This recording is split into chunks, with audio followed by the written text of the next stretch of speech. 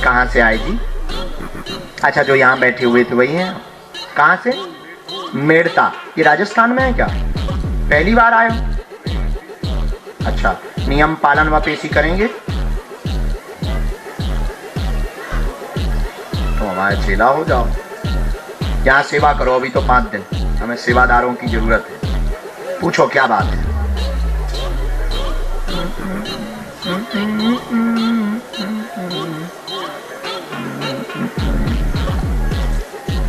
जी, और कोई बात? पढ़ो। आर्थिक तंगी, मन परेशान, बहुत ज्यादा परेशान, परिवार में भी जो उपद्रव, कर्जा बना हुआ है, उसी का मेन प्रश्न लेकर आए हैं। पूर्ण चुकेगा, विदेश यात्रा बनेगी, 41 लाख का कर्ज है, तंत्र विद्या का प्रयोग किया गया है। अब ये बाद में, ये डिटेल एकदम सही, कोई संदेह?